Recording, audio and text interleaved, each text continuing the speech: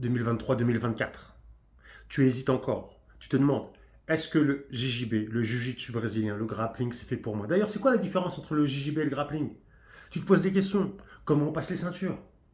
Euh, Quel club choisir? Qu'est-ce que je dois savoir? Quel équipement? Quel matériel? Est-ce que c'est pas trop bizarre là, ces mecs qui sont constamment collés les uns sur les autres? Est-ce que c'est pas dangereux? Les blessures? Ah, est-ce qu'il faut une bonne condition physique? Non, tu t'es posé cette question-là. Est-ce que je suis trop vieux pour commencer? Est-ce que c'est pas déjà trop tard? Je vois tous ces gamins qui commencent à 4 ans, 5 ans, 6 ans. Ces ados qui ont commencé. Et moi j'ai 20 ans, 25 ans, 30 ans, 40, 45, 50 ans, 60 ans. Ah, c'est trop tard. Tu t'es posé cette question. D'ailleurs, ça t'a fait hésiter. Si tu ne me connais pas, donc je vais tenter déjà de répondre à ces questions-là dans cette vidéo. Si tu ne me connais pas, bah, je suis Samir Ben Saïd, ceinture noire de Jiu-Jitsu brésilien. Sur YouTube depuis de nombreuses années finalement, où je partage avec vous bah, des techniques, mon savoir, mes connaissances que j'ai acquises au fil du temps. Je suis auteur du livre, vous avez vu, je fais comme les vrais youtubeurs, du livre Jiu-Jitsu, la force tranquille, disponible sur Amazon. Et voilà, bon, j'ai fait de la compétition, j'en ai gagné certaines, j'en ai perdu d'autres. J'ai été entraîneur de l'équipe de France. Voilà, pour ceux qui ne me connaissent pas. Donc si tu viens d'arriver sur la chaîne, et si tu es déjà sur la chaîne depuis longtemps, je t'invite à faire une chose. Tu n'es pas obligé de la faire. Tu n'es pas obligé. Mais tu as vu, moi, ça fait longtemps que j'ai pas fait de vidéo. Je me suis dit, bon, vas-y, là, on va refaire une petite vidéo et tout, machin. On va voir si les gens, ils aiment, s'ils like ou pas. Donc, je t'invite à mettre des likes sur cette vidéo. Non, on va faire différemment, mais pas de like. Abonne-toi, abonne-toi. Parce qu'en fait, il y a un concept qui me gêne. Entre parenthèses. Souvent, on demande aux gens de mettre un like sur la vidéo en début de vidéo. Mais en réalité, c'est pas logique. Tu mets un like sur la vidéo si tu as aimé la vidéo. Donc comment tu peux demander aux gens de mettre un like en début de vidéo alors que peut-être ils vont pas aimer la vidéo? Donc, je te demande, tu peux t'abonner, activer la cloche de notif. Et si tu aimes la vidéo, tu peux mettre un like. Et si tu sais d'avance que tu vas kiffer la vidéo, voilà, fais-toi plaisir, mets un like à Samir Ben Saïd sur cette vidéo. Donc, alors, il y a plusieurs choses. On peut se poser plein de questions avant de commencer. Est-ce que je ne suis pas trop vu? On va commencer par celle-ci. J'avais déjà fait une vidéo, sur le sujet, mais je vais pas, comment dire, passer 1000 ans à vous expliquer qu'il n'y a pas d'âge pour commencer le JJB et le grappling. D'accord? Je vous parlais dans une vidéo de mon ami, mon ancien collègue, mon ancien partenaire d'entraînement, Edvard, qui a commencé à quasiment 40 ans, qui a eu sa ceinture noire à 50. Hier ou avant-hier sur Instagram, j'ai découvert une dame qui avait, alors je sais plus, je pense qu'elle a commencé à 54 ans. 54 ans et elle a eu sa ceinture noire à quasiment 70 ans. Voilà. Donc il y a pas d'âge. Ok, c'est vous juste dans votre tête qui vous mettez des blocages. Il n'y a pas d'âge. Si vous avez envie, testez. Ok. Donc pour la partie âge, on a réglé le problème. L'autre chose, c'est souvent on se pose la question quel club choisir? Comment je choisis? J'ai envie de commencer. J'ai l'habitude de conseiller de commencer par trouver un club le plus proche de chez vous. D'accord? Le plus proche de chez vous. Parce que si vous cherchez pas un club, en fait, cherchez pas un club avec avec un grand nom, avec un gros truc. Cherchez la proximité, cherchez la facilité. Si vous avez deux trois clubs à proximité, vous pouvez faire des essais, d'accord? Vous appelez pour faire un cours d'essai. En général, vous avez le droit à un cours d'essai gratuit. Vous faites un cours d'essai pour sentir un petit peu l'ambiance, voir comment le feeling peut passer avec le professeur. Voilà. Et puis, choisissez un club où vous vous sentez bien, proche de chez vous. Parce que souvent, on veut aller loin, parce qu'il y a beaucoup de monde, bah, il y a beaucoup de gradés, il y a des mecs forts, le prof, c'est les champions intergalactiques, on veut y aller. Mais après, des fois, tu rentres de ta journée de travail, tu as la flemme, tu dis putain, vas-y, il faut que je me tape une demi-heure, 30 minutes, 45 minutes de route pour y aller, et tu vas pas y aller. Alors que si tu as la chance d'avoir un club à 10, 15, 20 minutes de chez toi, c'est beaucoup plus simple. Soit dit en passant, je pense aussi qu'en France, on se cherche beaucoup d'excuses quand c'est un peu loin. On se, on se trouve des excuses trop facilement. Moi, j'ai beaucoup en référence les Américains, euh, avec leur grand pays. Il n'est pas rare qu'après la journée de travail, les gens font une heure et demie de route pour aller s'entraîner dans un club. Bon, en tout cas, le conseil que je peux donner, c'est trouve proche de chez toi, voilà, pour te faciliter la tâche et que tu puisses être régulier. Ok. En parlant de régularité, tu vas te dire, oui, alors du coup, tu peux te poser la question suivante. De combien de séances j'ai besoin pour progresser? D'accord. Est-ce qu'il m'en faut une, deux, trois, quatre, cinq, six? Est-ce qu'il faut que j'y sois tous les jours? Alors, j'ai l'habitude de dire à mes élèves, aux personnes à qui j'enseigne le jiu-jitsu, que en réalité, peu importe le nombre de séances que tu fais par semaine, ce qui va être important, c'est ta régularité dans la durée. Je vais te donner un chiffre, selon moi, minimum, mais vraiment, il faut se concentrer sur un petit chiffre régulier sur 10 ans, sur 5 ans, sur 10 ans, tu vois. Et là, tu vas avoir des progrès. Là, tu vas commencer à progresser, tout simplement.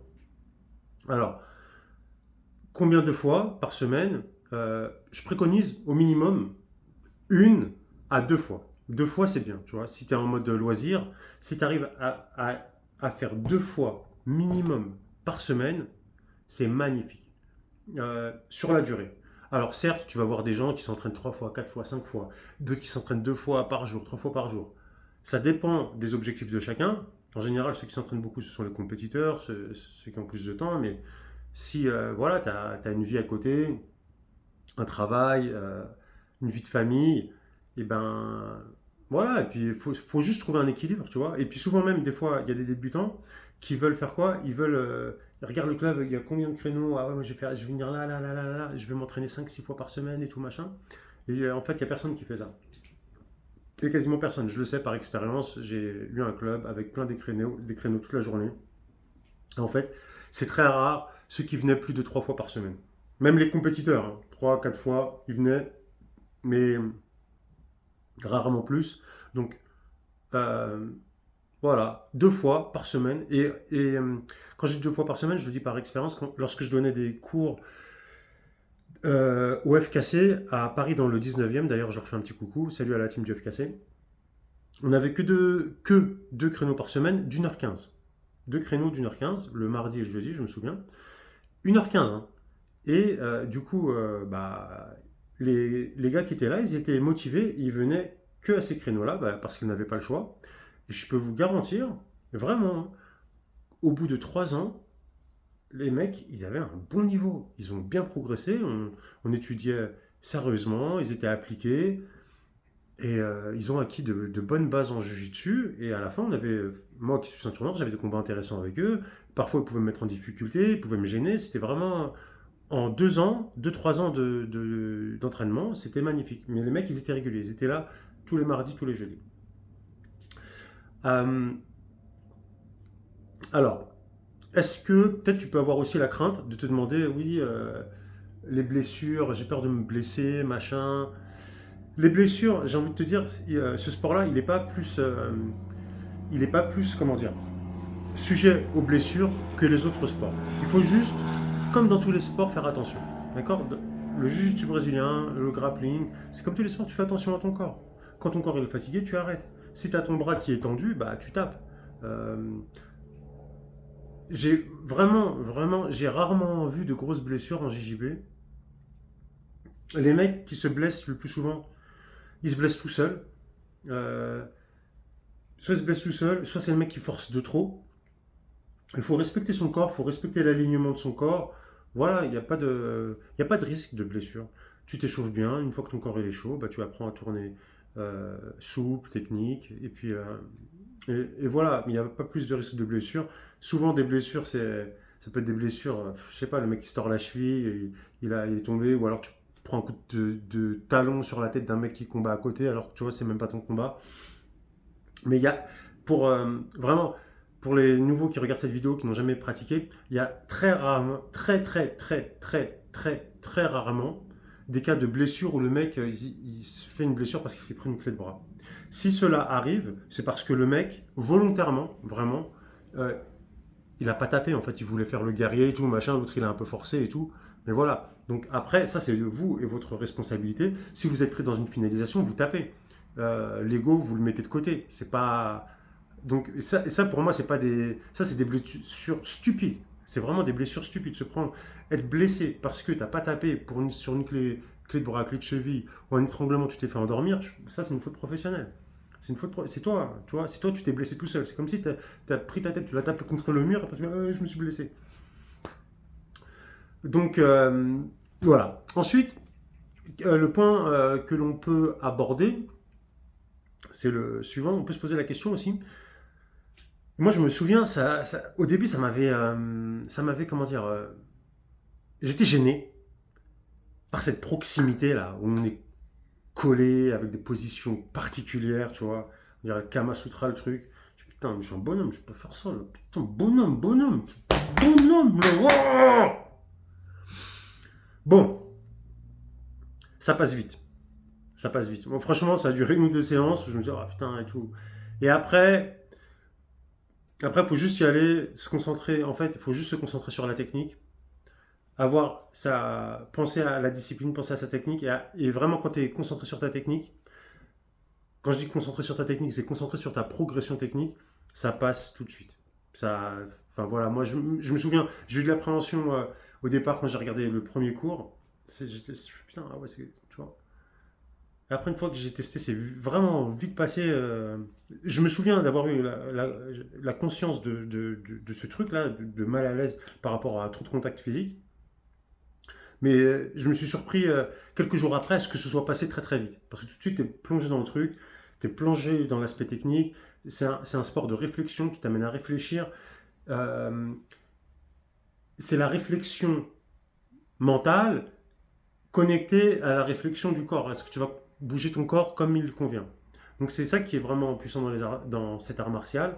Euh, comment dire, qu'on appelle aussi jeu d'échecs des arts martiaux.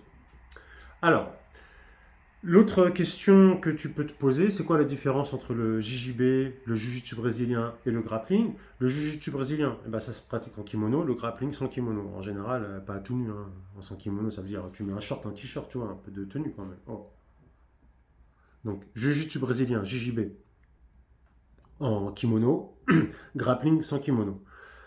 Parfois, tu vas entendre les appellations Jiu-Jitsu gi, Jiu-Jitsu no gi. Ça, c'est plus côté américain, quand je dis Amérique, Amérique du Nord, Amérique du Sud. Ou aux États-Unis, on va dire Jiu-Jitsu gi ou no gi. Gi, ça veut dire kimono, donc ça veut dire avec kimono. Ou Jiu-Jitsu no gi, ça veut dire sans kimono. En Europe, on a plus l'habitude de dire gi ou no gi maintenant. Gi, donc quand tu entends le terme gi, c'est G-I, ça veut dire kimono. No gi, c'est sans kimono. Donc maintenant, ça se démocratise vraiment ces appellations. Donc c'est quoi la différence? C'est juste la tenue. Après, effectivement, tu vas avoir des différences techniques, mais ça reste vraiment, pour moi, ça reste vraiment le même sport.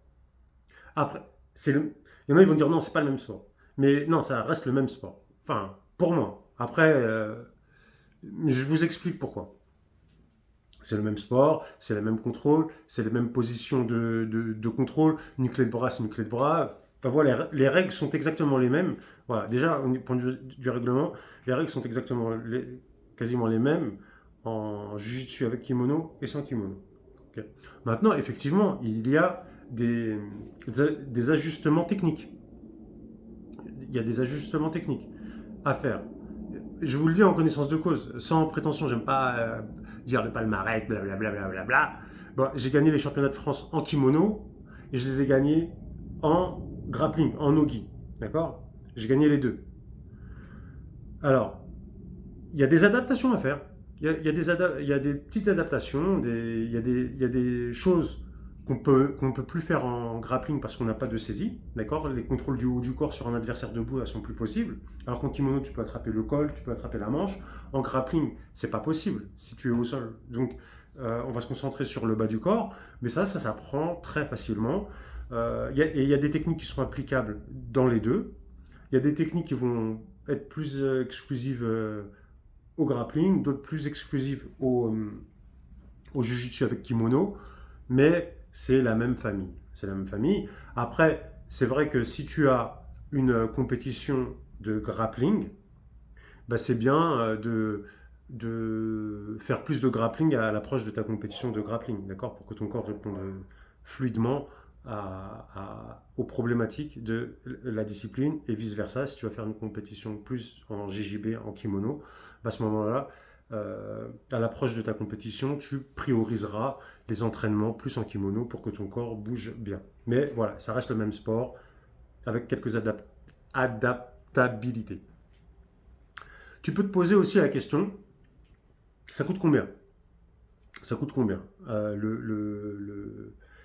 le sport, ce sport? Alors, ça va dépendre déjà de la région en général, mais ça va se dépendre surtout de. Il y a deux paramètres. Est-ce que c'est un club associatif ou est-ce que c'est une structure privée? En général, si c'est un club, une salle associative, tu vas avoir des tarifs qui vont aller de 150 euros l'année. C'est vraiment pas cher, tu vois, dans des structures associatives en banlieue et tout. Ou de 150 à 300 euros l'année. En général, en associatif, tu paieras rarement plus de 300 euros l'année. Dans le privé, bah, ça va augmenter. Ça va augmenter, ça va dépendre. Ça va être plus être mensuellement, puisque les propriétaires de la salle, eh ben, ils ont des charges tous les mois. Ils ont le loyer, l'électricité, l'eau. En général, il y a des salariés. Donc, il y a des répercussions financières. Donc, il y a, le tarif va forcément augmenter, mais tu peux avoir d'autres avantages. Donc, ça peut varier après de 30, 40, 50 euros à 100 euros, 150 euros par mois. D'accord?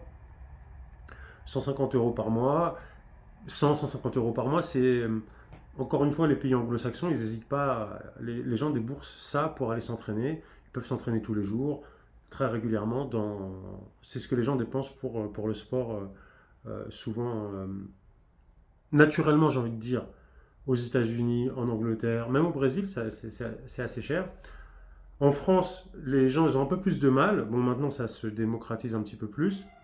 Quand tu as été habitué à payer une licence 150 balles et que d'un seul coup tu dois payer 50, 60 balles ou 100 balles par mois, tu dis ah non, non. Il faut comprendre, tu as une structure privée, les mecs ils ont un loyer à payer, et le prof faut le payer, tu vois. Moi, Bibi, tu m'engages, il va falloir raquer, hein. Oh, t'as le Michael Jordan du Jiu-Jitsu, il faut, ouais, oh, quand même, dit-il. Donc, voilà, plus ou moins pour le budget. Ensuite, à comptabiliser dans le budget, tu as forcément l'achat d'un kimono. Alors, ça s'est démocratisé.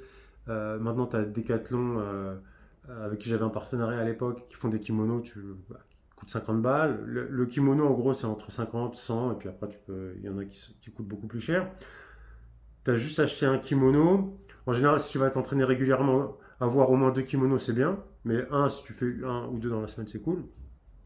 Euh, Puis voilà, et puis ensuite tu as ta licence à payer, d'accord? Donc voilà, 30-40 balles l'année, et puis voilà, donc ça fait un petit budget, mais bon, voilà. Euh, voilà, alors attends, j'avais pris quelques notes. Qu'est-ce que. Alors, déjà, si vous avez liké déjà ce que j'ai dit jusqu'ici, bah, n'hésite pas justement, s'il te plaît, à mettre, s'il te plaît, ou pas, à mettre un like sous la vidéo. Euh, Si tu as des questions, des interrogations, n'hésite pas à les mettre en commentaire. Dis-moi, voilà, si tu as des craintes, un sujet que je n'ai pas abordé, n'hésite pas. Alors attends, il y avait un truc dont je voulais. Ouais, est-ce que c'est adapté pour les enfants? Évidemment, c'est adapté pour les enfants. Plus on va commencer tôt, bah, c'est comme dans tous les sports, l'enfant va développer les capacités techniques, motrices, de se développer. Et quand il va être ado, ça va être intéressant. En général, à partir de 4-5 ans, 4 ans, je trouve c'est un peu tôt parce que j'ai déjà donné des cours à des enfants de 4 ans. 4 ans, c'est encore un peu bébé, tu vois. 5-6 ans, selon le développement de l'enfant, on peut commencer à faire des choses. On peut commencer à faire des choses. Mais c'est très très ludique pour les enfants. Moi, j'ai des très beaux exemples avec des enfants. Euh, Moi, je me rappellerai toujours de deux petits qui sont arrivés à des, des périodes différentes, totalement introvertis, timides. Et j'ai vu leur personnalité se développer au fil de l'année, au fil des ans. Mais surtout, il y en a un tellement timide, il avait peur de tout et tout. Et le groupe avait réussi à le mettre à l'aise. Euh, et il a pris confiance en lui. Et quand il allait en compétition, parce qu'il y avait un groupe qui allait en compétition, du coup, quand il combattait, il y avait toute la team qui l'encourageait. Et franchement, le gamin, il s'est transformé. Et dans le cours, c'était un. Enfin, il a vite progressé, c'est vite devenu un des meilleurs. Et en fait, ce changement, là, j'ai vu vraiment le jujitsu, il permet à quelqu'un de donner confiance en lui, et ça a vraiment pas de prix. Surtout sur les enfants, quand tu vois un enfant vraiment émerger comme ça, sourire, être content, c'est magnifique, ça vaut tout l'or du monde. Alors, on va finir avec 2 points. Souvent, on a peur du ridicule. Hein. Est-ce que je vais pas être ridicule? Est-ce que voilà, je suis trop nul et tout? Écoute, ça c'est le passage obligé. Moi j'ai été ridicule et ridiculisé pendant 3 4 ans. Je faisais la serpillière, on se servait de moi pour... D'ailleurs j'en parle dans le livre. Les premières années étaient difficiles, mais voilà, il faut juste, comme disent les Américains, je vais faire de l'anglicisme, euh, show up, quoi. C'est-à-dire il faut juste être là, tu vois. Être là, être à l'écoute, et y aller. Y aller. Et le ridicule ne tue pas, hein, sinon on serait tous morts. Donc voilà, tu mets l'ego de côté. Parfois c'est pas agréable, c'est pas agréable, je te l'accorde, mais ça fait partie de la vie. On apprend comme ça, et c'est ok, c'est cool. Euh, J'avais mis un point, est-ce qu'on peut s'entraîner seul à la maison? Alors s'entraîner seul, on peut s'entraîner, alors oui, en plus à l'époque j'avais fait un programme de drill pour s'entraîner seul. On peut, sur du temps libre. Alors ça va être des formes de corps essentiellement, parce qu'en fait, il faut comprendre quand on est en JJB, le jiu-jitsu brésilien, c'est l'art du combat au sol. On est au sol, on combat au sol. Du coup, nous bipèdes que nous sommes, bipèdes, hein, on a l'habitude de se déplacer sur nos deux pieds. On n'a pas l'habitude de se déplacer au corps, donc ça demande une adaptabilité. Voilà, comment je bouge, comment j'avance quand je suis au sol, comment je recule, comment je me protège, comment je me défends, comment je contre-attaque. Mais quand je suis au sol, comment je me relève? Comment je me relève quand l'adversaire est à distance, mais comment je me relève quand il est trop proche de moi? Ça demande de la mobilité, il faut réhabituer son corps à faire ça. Donc, euh, c'est bien d'avoir des parties qu'on appelle drill, des petits exercices à, à répéter souvent, tu vois, comme Maître Miyagi, nettoyer, illustrer. Nettoyer, illustrer, Maître Miyagi pour les plus jeunes d'entre nous. Se concentrer sur ces bases-là pour que ça devienne des mouvements naturels. Donc oui, on peut s'entraîner tout seul. Euh, Moi, j'aime bien le faire seul. La partie seule, j'aime bien faire comment dire, ces parties drill. Bouger. Bouger. Ça, je le fais toujours. La partie mannequin, je la fais de temps en temps. J'ai un mannequin, mais franchement, objectivement, je l'utilise pas beaucoup. Les fois où je l'ai utilisé, j'ai senti que ça me faisait travailler. J'ai senti vraiment que c'était efficace. Mais je l'utilise pas, vraiment, je vais pas vous baratiner, vous dire que j'utilise le mannequin très souvent. Mais voilà, la partie drill, oui, beaucoup. Je trouve que c'est intéressant. Et attendez. Ah oui, non, non, il y a encore un ou deux points qui sont intéressants à aborder. On prend le temps, hein. De toute façon, si tu veux quitter la vidéo, tu peux quitter la vidéo, hein. Euh, Là, il y a, comment dire, est-ce que il y a des personnes qui, déjà, ils vont se demander est-ce que je vais être le seul débutant? Ok. Parce qu'on a peur d'être confronté au regard des gens. Regarde, je suis le seul tout nul là, je sais rien faire. Bon, rassure-toi, il y a souvent d'autres débutants qui connaissent rien. Et même ceux qui sont moins débutants que toi, tu vois, même si, en fait, si tu veux, même ceux qui ont 1 an de plus que toi, donc ils ont 1 an d'expérience en plus, tu vois, le gap, l'écart n'est pas si énorme que ça en réalité. Il faut juste y aller. En général, il y a toujours un ou deux débutants. Et même s'il n'y en a pas, d'une manière générale, la communauté du jiu-jitsu est assez proche, assez soudée. Et ils sont contents, même un débutant en ceinture blanche qui a 1 an de pratique, eh bien, les gens aiment aider. Tu vois, ils doivent galérer, ils aiment bien, ils vont partager, non, tiens, fais comme ça, ils vont transmettre ce qu'ils ont appris, et c'est cool. Donc, voilà, c'est pas la compétitivité, c'est pas, il y a beaucoup d'entraide, il y a beaucoup d'entraide là-dessus. Il y avait un autre point aussi, euh, c'est est-ce que on va, comment dire, est-ce qu'on fait des combats tout de suite? Est-ce qu'on fait des combats tout de suite dès qu'on arrive? Alors, de manière générale, non, c'est pas possible. Mais ça va dépendre. Il y a des coachs qui s'en foutent. T'arrives, boum, et tu vas. Et d'ailleurs, c'est un peu le problème. C'est pour ça qu'il y avait beaucoup de personnes qui arrêtaient parce qu'on leur a pas enseigné le jiu-jitsu de la bonne manière. Ils avaient envie et puis on les achetait dans la gueule du loup dès le départ. Donc moi, pas plus tard que ce matin, j'ai eu des débutants, total débutants. Donc j'avais un groupe qui avait déjà de l'expérience et un groupe, ils étaient trois ou quatre, c'était leur première séance. Donc ce que je fais aux débutants en général, on a vu une position pendant le cours, quelle qu'elle soit, une position, et ensuite le travail d'opposition qu'on va mettre, il va être spécifique à cette position. Par exemple, on a vu une position où tu es allongé sur le dos, tu as quelqu'un qui est monté à cheval sur toi. Là, c'était l'exercice de ce matin, par exemple. Donc, pendant le cours, j'avais expliqué des concepts, j'avais montré deux façons potentielles de sortir de cette position. Ok, tu sais que tu es allongé, tu as le mec au-dessus là.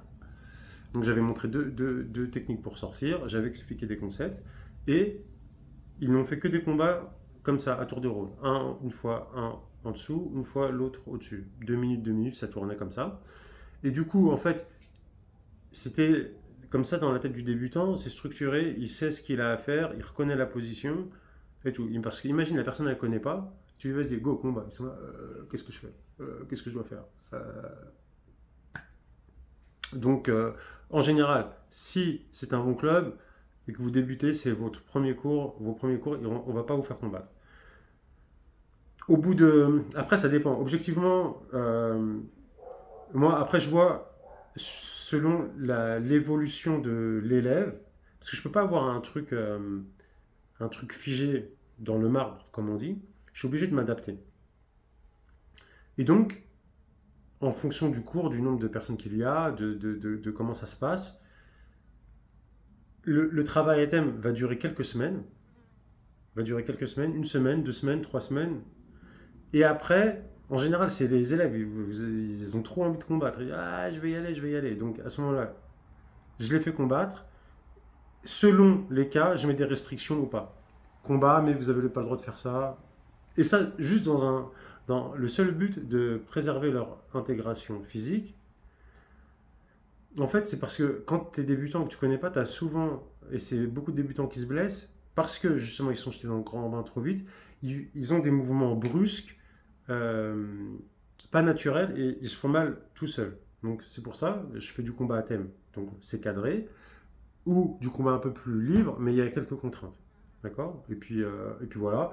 Et après, une fois que je vois que dans la contrainte, je vois l'attitude aussi, je vois l'attitude du gars, comment il est-ce qu'il est brusque ou pas, est-ce qu'il respecte les consignes ou pas. Si, voilà, je vois que ça se passe bien, je lui fais faire un test.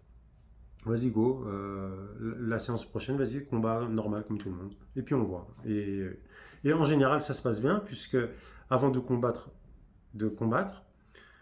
en sparring normal, sur les semaines précédentes, il a déjà vu quasiment toutes les positions. Il a vu quand il est en dessous comment il fait, quand il est au-dessus comment il fait, quand il est en garde fermée, quand il est en garde ouverte. Il a déjà vu tous ces cas de figure. Et après, c'est ce qui va se reproduire dans le combat.